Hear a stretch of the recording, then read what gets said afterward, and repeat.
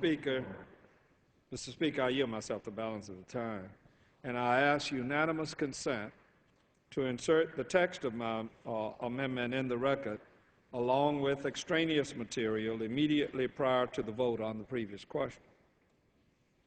Objection. Mr. Speaker, the majority tried once, 2 weeks ago, to go back on what they agreed to. It did not work. So now here we are again, trying to redeem ourselves. But this is no way to run an economy, no way to run a budget process, and no way to stick up for the millions of struggling Americans who need us to focus on improving the economy. We can pretend that the Ryan budget has passed when in fact it has not. We can deem it or come here to redeem it.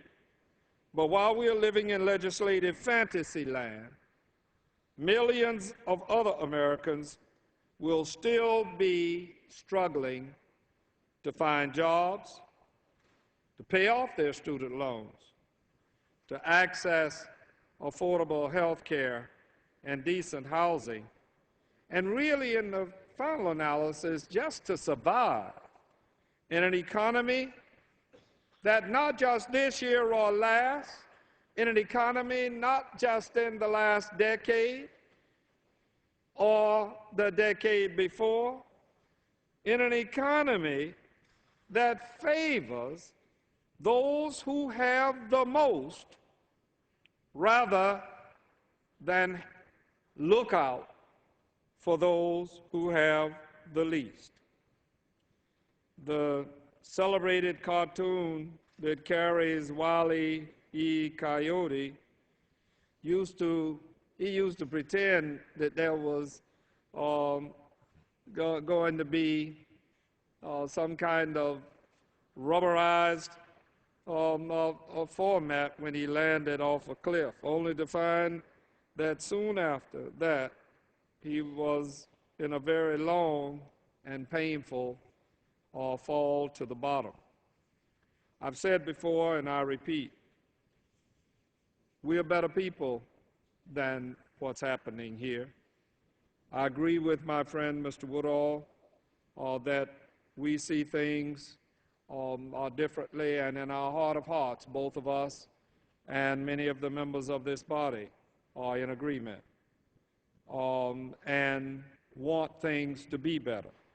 As long as Republicans insist on replacing substantive debate with partisan gimmicks, broken promises, and misplaced priorities, the fall to the bottom is going to seem very long and is likely to be very painful for millions of Americans.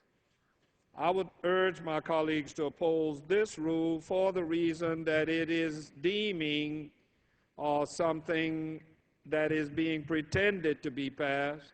I'd ask them to oppose this rule for the reason that it includes in it martial law that disallows the open discussion that my colleague rightly points to in an open rule, but this particular provision disallows that as it pertains to the reconciliation, and that is just no way for us to go about trying to come to terms with the enormous consequences and circumstances that we face by not having faced them many, many, many years ago. Thank you, Mr. Speaker. I yield back the balance of my time. Gentlemen.